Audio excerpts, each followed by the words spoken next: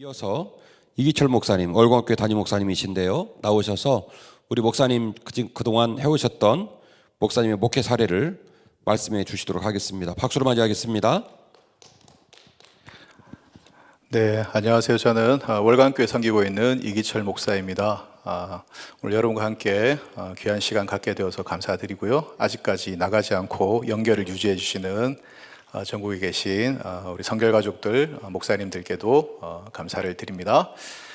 제가 시간 안에 마칠 수 있도록 노력을 하겠습니다. 저는 새로운 연결이라는 제목으로 우리 교회 내년도 목회 계획과 또 해야 할 것들에 대해서 여러분과 잠시 나누길 원하는데, 저희들보다 더 잘하는 교회도 많겠지만 조그만 인사이트라도 나눌 수 있었으면 좋겠습니다.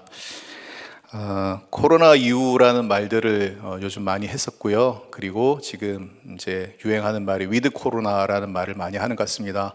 포스트 코로나는 코로나 이후에도 뭔가 변화가 있을 것이다. 그러면서도 일말에 나중에 다시 제자리로 돌아가지 않을까, 다시 예전처럼 회복되지 않을까라는 기대를 갖고 있었다면, 이제 위드 코로나를 말하면서 뭐라고 하느냐면, 이제 안 되겠구나, 변화가 필수적이고 우리가 적응해야 되겠구나, 코로나 같은 사태에 우리가 같이 적응해서 살아야 되겠구나, 이런 생각을 하게 되는데요. 이 코로나 사태 이후에 뉴노멀, 우리들의 어떤 삶의 방식의 가장 큰 변화는 아마도 비대면, 비접촉, 언컨택트의 현상이다, 이렇게 말할 수 있을 것 같습니다. 비대면, 비접촉, 만나지 않는 이런 현상이 일상이 되면서 저희들 예배도 중지가 되고, 그리고 신방도 못하게 되고, 병원 신방도 갈 수가 없는 상황, 또 임종을 앞두고 있는 분인데도 만나지 못하는 이런 어려움들이 생기면서 목사님들이 목회를 어떻게 해야 되나, 이런 무력감에 빠지기도 하고 그러는 것을 저희들이 볼 수 있습니다. 그래서 이 언컨택트 현상이 우리에게 참 부담이 되는 그런 단어인데, 그런데 이 언컨택트라고 하는 것에 대해서 우리 다시 한번 좀 생각을 해봤으면 좋겠습니다. 뭐냐면 언컨택트, 이 비접촉, 비대면 한다는 것이 과연 단절과 고립이 언컨택트의 목적인가 라고 생각하면 그렇지는 않다는 것이죠. 왜냐하면 우리 사회적 거리두기 할 때, 그때 한 데이터 업체에서 조사를 했더니 SNS 활동이 활발하게 늘어나고 오히려 인터넷상에서 데이터 사용량이 폭증했다는 그런 보고가 있었습니다. 이게 뭘 말하겠습니까? 코로나 사태에서도 사람들은 그냥 고립되고 단절되기를 원하지 않고 계속 사람들과 연결되기를 원한다라는 것입니다. 그게 인간의 본성이라는 거죠. 계속 관계 맺고 교제하고 사귀고 대면하고 접촉하기를 원하는 게 인간의 본성이다라고 하는 거죠. 그런 의미에서 본다고 한다면 지금 우리들이 겪고 있는 이 현상, 이 언컨택트라고 하는, 언택트라고 하는 이 현상은 사실 그것의 목적이 단절과 고립에 있지 않고 건강하고 안전한 연결에 있다라고 우리들이 말할 수 있다는 것이죠. 그래서 언컨택트를 다른 말로 하면은 우리는 온택트다라고 말할 수 있을 것 같습니다. 언컨택트는 다른 말로 다른 방식으로의 접촉을 의미하는 것이다. 그래서 사실은 이 언컨택트 현상은 새로운 온택트 현상이다라고 말할 수 있고요. 그런 의미에서 교회가 무엇을 해야 될까? 교회는 이제 창조적인 연결을 시도해야 되겠다라는 생각을 하게 됩니다. 언컨택트 상황이지만 그럼에도 불구하고 성도와 성도들이 연결될 수 있도록, 이러한 상황에서 성도들이 하나님과 연결될 수 있도록 좀 창의적이고 창조적인 방식으로 새로운 온택트를 우리들이 만들어 나가야 되지 않겠나라는 그런 생각을 하는 것이죠. 그래서 저는 이런 관점에서 내년에 우리 교회에 어떤 프로그램들을 진행하고 목회계획을 세워야 되는지 먼저 여러분과 함께 나누길 원하고, 그에 앞서서 이런 상황에서 우리가 조금 더 정면으로 좀 도전하고 좀 부딪혀 봐야 되겠다고 생각하는 것 한 가지를 먼저 여러분과 말씀드리고 내년도 목회 계획에 대해서 여러분과 좀 나누도록 하겠습니다. 온라인 교회, 지금 많이 회자되고 있는 말인데, 온라인 교회, 온라인 처치인가, 처치 온라인인가, 여기에 대해서 의견이 분분한 것 같습니다. 온라인 처치, 처치 온라인 다 비슷한 말인데요. 목사님들이 대부분 동의하는 것은 이런 상황에서 온라인 활동을 강화시키고 온라인으로 설교를 띄우고 온라인으로 예배할 수 있도록 우리도 노력을 해야 되겠다는 것은 모든 사람들이 공감하고 있는 부분이다, 이렇게 말씀을 드릴 수 있습니다. 근데 저는 그거 가지고는 좀 부족하다라는 생각이 들고, 거기서 더 나아가서 온라인 교회를 세워야 된다라는 생각을 합니다. 약간 도전적이고 또 동의 안 하신 분도 있을 텐데, 제가 우리 장로님들하고 이제 대화하면서 이 코로나 사태에서 우리가 어떻게 대응할까 한 2차례 회의도 하고 했었는데요. 그때 제가 장로님들에게 말씀을 드렸어요. 당회에서 뭐라고 말씀드렸냐면, 이 코로나 사태가 엄중하니 내년에는 교회를 하나 개척해야 되겠습니다. 교회 하나 세웁시다, 이렇게 말씀드렸어요. 그랬더니 지금 헌금도 줄고 어려운 와중에 무슨 교회 개척입니까? 그랬어요. 돈 안 드는 교회 개척하겠습니다. 어디에다 하실 겁니까? 온라인상에서 새로운 교회를 세우겠습니다. 새로운 온라인 월광교회를 하나 세우겠습니다 라고 그렇게 얘기했습니다. 잘 못 알아들으시는 것 같은데 무슨 뜻이냐면, 지금 언컨택트 상황에서 사람들이 교회 오지 않습니다. 전도가 되지 않습니다. 심지어는 우리 젊은 집사님들 얘기 들어보면은 회사에서 주말에 보고서를 쓰라 합니다. 주말에 어디 갔다 왔는지 행적을 기록해서 보고를 해야 돼요. 근데 거기에다가 교회 예배 갔다 왔다 하면은 손해를 보게 되고 어려움을 당하게 되는 그런 현상이거든요. 사람들이 교회 오기 꺼리는 상황, 교회 오면 감염될 것 같은 그런 분위기, 그래서 전도도 안 되고 사람들이 교회 오지 않는 시대인데, 그러면 우리가 언컨택트 상황만 탓하면서 앉아 있어야 되느냐? 저는 교회가 사람들이 있는 곳으로 가야 된다고 생각합니다. 요즘 사람들이 어디에 있습니까? 어디에 사람들이 가장 많이 모이고 어디에서 사람들이 가장 시간을 많이 보내고 있습니까? 바로 온라인상에서 사람들이 제일 많이 모입니다.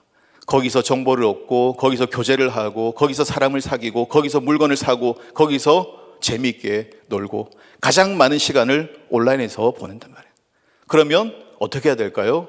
교회가 온라인 공간으로 찾아가야 된다라는 생각이 듭니다. 그래서 그냥 온라인 활동을 좀 강화하고 우리가 온라인 예배 좀 잘 드리고, 이 차원을 넘어서 우리가 조금 더 한 발 더 나아가서 기존의 오프라인 교회도 있지만 새로운 교회를 하나 더 개척한다는 마음으로 완전히 새로운 온라인 교회를 세우겠다, 이런 마음이 우리에게 좀 있어야 되지 않겠나. 그래야 우리가 놓친 사람들 찾아올 수 있고 다시 한번 새로운 전도의 플랫폼을 만들지 않을까라는 생각을 하는 거죠. 그래서 온라인 교회를 저희들이 설립하려고 준비하고 있는데, 그 온라인 교회의 목표는 이겁니다. 누구를 대상으로 할 것이냐. 물론 우리 성도들도 와서 참여할 수 있지만 구체적인 타겟 그룹은 어디냐면 비신자, 불신자, 교회 안 나눈 가난한 신자, 장결자, 냉담자가 온라인 교회의 목표 대상이고, 그 사람들이 교회의 문턱을 넘어서 사람들을 만나 예배 드리기를 힘들어하고 불편해하는 그 사람들이 교회에 직접 오지 않아도 예배를 경험하고 예배 공동체의 은혜를 경험할 수 있도록 온라인상에서 완벽한 교회를 하나 만들어내자라고 하는 것이죠. 여기 이렇게 얘기하면 이까지 얘기하시는 분들은 있어요. 근데 어떻게 그걸 운영할 건가? 여기에 대해서는 의견이 분분하고 별다른 전략들이 없는 것 같아요. 그래서 제가 미국 교회들은 어떻게 하는지, 또 한국에서도 온라인으로 교회만 목회하시는 분들이 있습니다. 이렇게 쭉 조사해 봤더니 저희들이 우리가 좀 쉽게 차용할 수 있는 부분들이 있더라고요. 뭐냐면 온라인 커뮤니티를 형성하더라고요.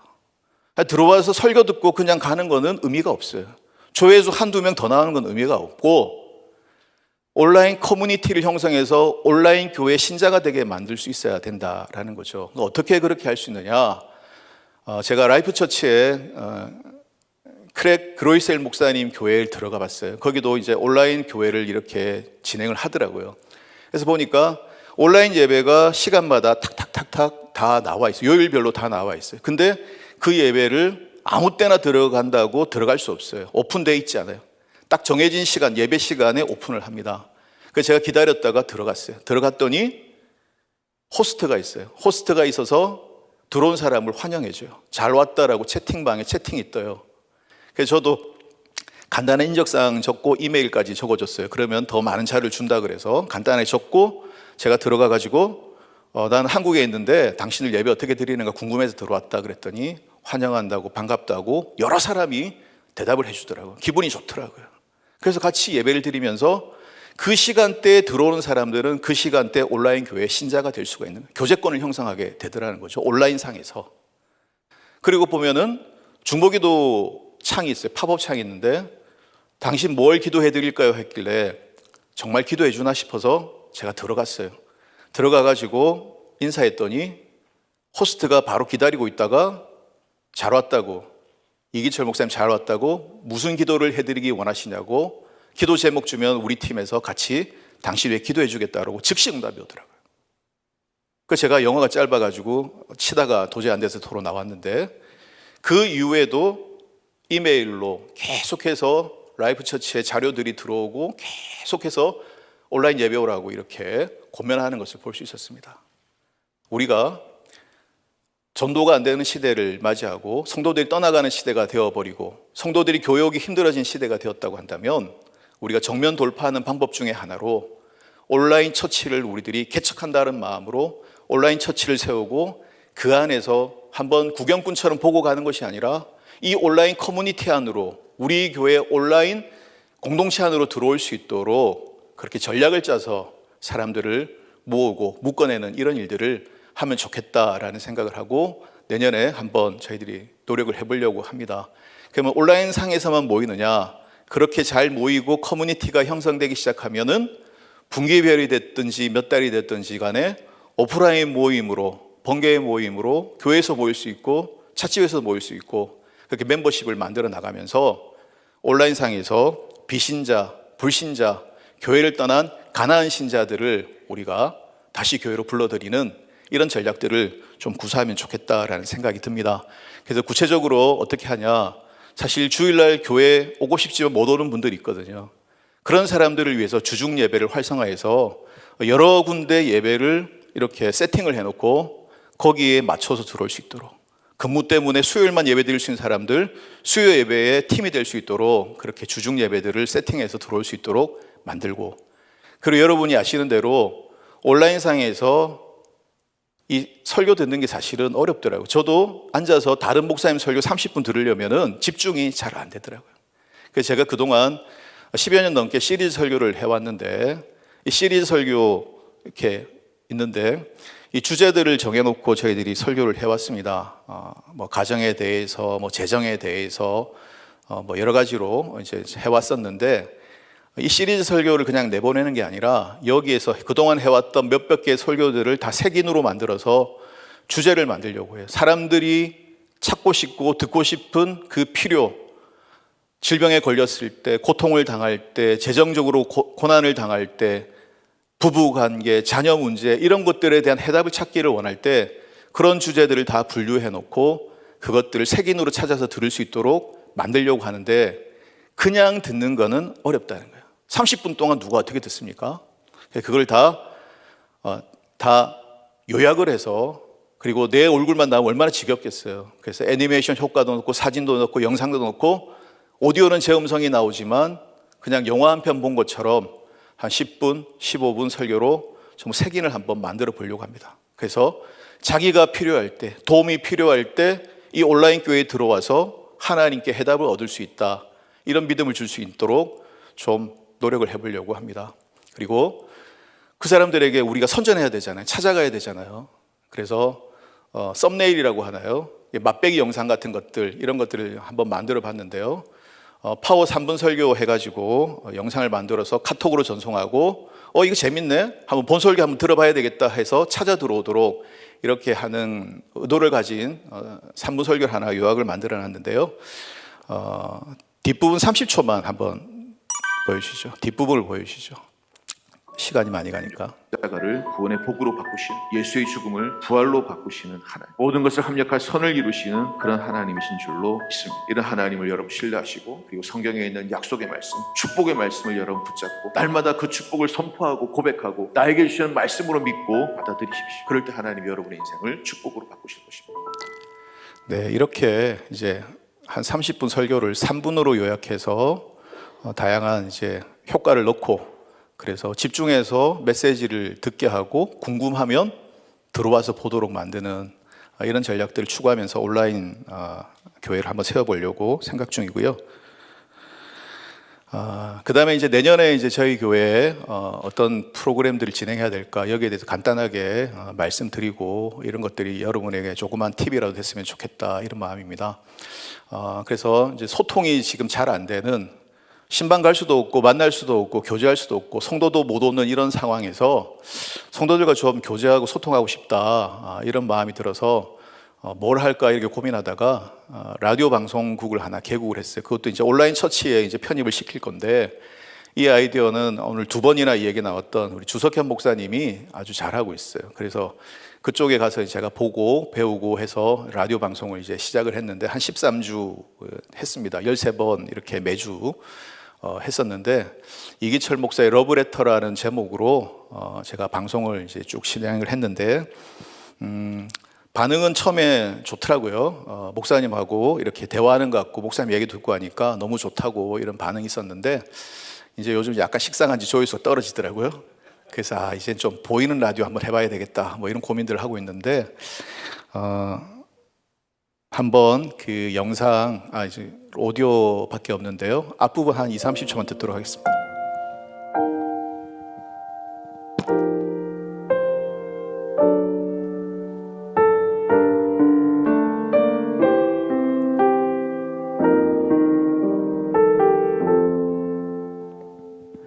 월간 가족 여러분 안녕하세요. 월간교회 라디오 방송 이기철 목사의 러브레터에 오신 것을 환영합니다. 추석 명절 잘 보내고 계신지요? 시골 가신 분도 계시고 사회적 거리두기 때문에 서울에 그냥 계신 분도 계실 텐데요. 어느 곳에 계시든지 주님의 은총이 여러분과 함께 하시길 축복합니다. 네, 여기까지 듣겠습니다. 이렇게 해서 이제 여러 가지 칼럼도 나누고 또 찬양도 나누고 또 우리 성도님들 또 인터뷰한 음성들도 따서 같이 나누고 이렇게 하니까 소통이 되고요. 그리고 이제 그걸 오픈했을 때 유튜브로 실시간 댓글을 달 수가 있습니다. 그때 실시간으로 많은 분들이 들어오셔서 이제 축복의 말씀도 해주시고 덕담도 해주시고 하면서 이 교제가 되더라고요. 신방 갈 수 없는데 그분들이 글 올리면 저도 답글 달고 권사님 잘 들어오셨어요. 뭐 잘 지내시죠? 이렇게 하니까 그 안에서 이제 교제가 일어나는 것 같더라고요. 이런 것 통해서 이제 계속해서 조금 더 업그레이드 시켜 나가면은 좋은 소통의 도구가 될 수 있겠다라는 그런 생각을 해봅니다. 네, 안 넘어가네.